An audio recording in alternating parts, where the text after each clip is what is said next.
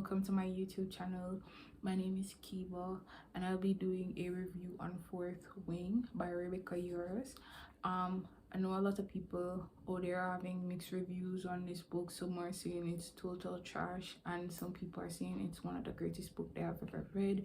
I'm not leaning on any of these two, but at the end of the day, there's 4 more books to the series I've heard, and let's see how it plays out, because it's actually a really good start and I like this book. And if you're just getting into fantasy, this would be a really good introduction to fantasy world. And it's very light, it's nothing too crazy. The world building is not too heavy. It is there, so as I said, it's a really good introduction to fantasy. As for me, I loved it and it's a really good book that I've read. And the story goes, it's followed Violet Soringil as she makes her way into Basia War College, and how she overcomes her obstacles and obtaining not 1 but 2 dragons. And not just any dragons. These are actually very powerful dragons. They haven't been around for a long, haven't taken riders. One hasn't taken rider in 100 years, I think, and the other is a baby dragon. So as it follows the story of Violet moving through the Bashir college, it is said that she wanted to be a scribe. Her mom decided that she's not going to be a scribe, she's going to be a writer. And I know there's several reasons, a lot of theory and a lot of conspiracy going about why the mother decided for her to be in the college. Not going to discuss any of those, but as she makes her way, when you have to become a writer, you have to go through threshing, which is actually sorting out who can be a writer.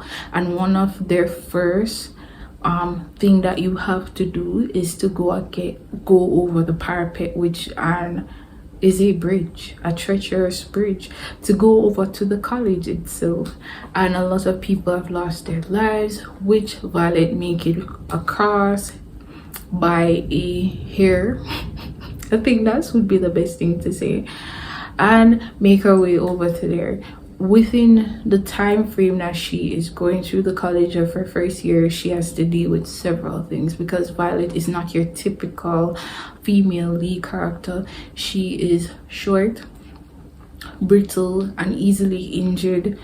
And what we would have seen with our typical female leads is tall, beautiful, know her place in the world, and this is where she needs to be, because this is what she has always set up to be in most things, and naturally a badass from day one, which Violet is a badass in her own right, but not the typical, and she does not fit in the character standards that they think a writer should be.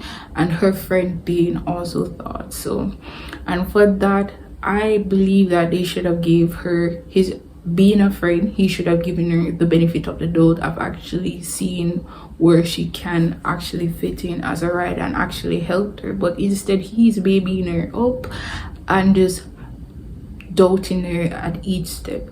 What everybody is saying that because she's a Soaringale, everybody's expecting big things, because she had 2 other siblings before that and they all did great things, so they're not expecting anything less. And she being brittle and not able to actually fight is actually one of those things that people are like, oh no. Well, with that, no, she has a target on her back, and everybody think that it would have been Zareen or Shadeen, I think that's how the name is pronounced, Royson. He was there, and he's an enemy to the Soaringales, as they think he was. But and for that, I really look into it, he was actually a really good person to Violet, because he's not babying her up. He's actually trying to actually help her in the best way possible he can. Know that they actually has to do hand-to-hand combats throughout each time frame. They have to go through tactical warfare where they talk about how they would actually do these things, which Violet is very good at because she wanted to be a scribe. But as for hand-to-hand combat, she is a total dud for this one.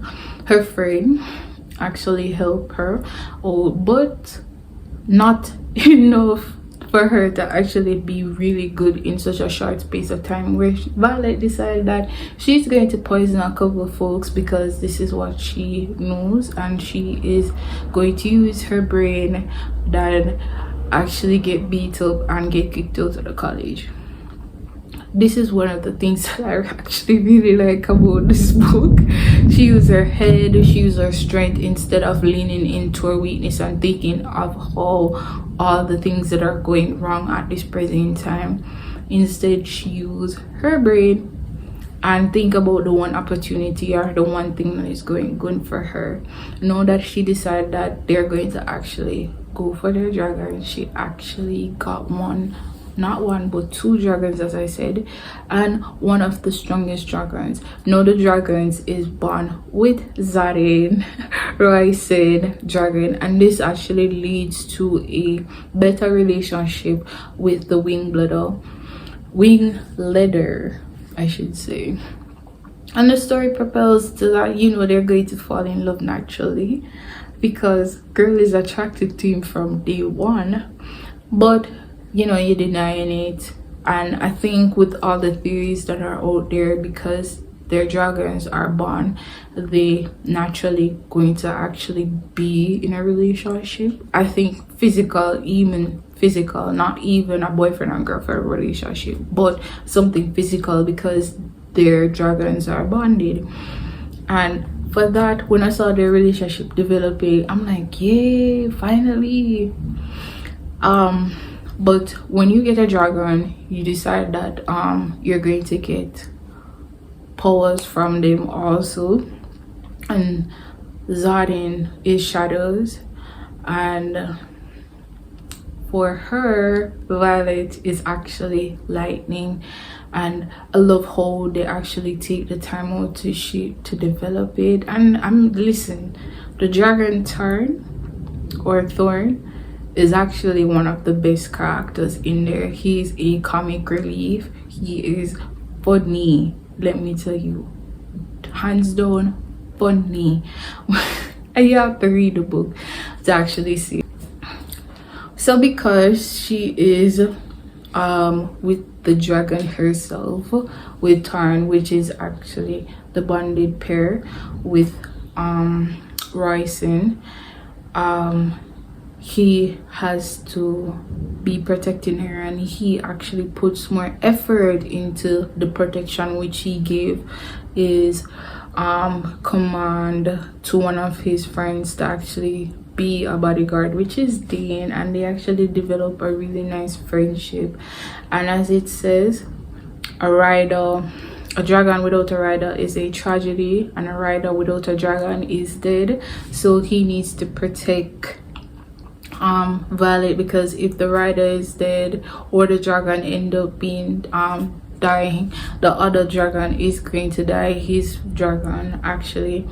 And for that, he actually put out the effort of actually getting her to be better hand-to-hand combat, better at everything, and he helps her out actually getting a seat for her dragon, because she can't sit on her dragon or stay on her dragon for too long, and that cannot be a part of it. As they navigate through it, and I realize within the book that these small things that he has done, he actually really like Violet. And it's not because of just the bond only, but just love her as he pursued from day one. And because she's a soaring gale, it kind of put a damper on the fact that he had to do actually put up a front for anything that is happening. But he's playing like a double agent at this present time, helping out where he can, because he has knowledge about something that they're fighting against. And when in the end where they had to pick between fighting and saving people here, or actually going off to do their last task or their last exams, they just choose to actually save these people, and it led to the death of Dean, which is one of the saddest part of the book. I'm telling you, I actually shed a tear when I actually saw that Dean and Dee die. I'm like, yo, at this present time, somebody has to die, which happens to be the person that is attacking, and they made it through until the very end where they have their plot twist at the very end of the book. And I really like the plot twist. I was thinking maybe that could have happened, but then again, I'm like, I don't want to call it, just want to enjoy the book. As I said, I enjoy the book very much so, and it's a good read, and it's a good introduction to fantasy and dragon fantasy if you want to be more niche down.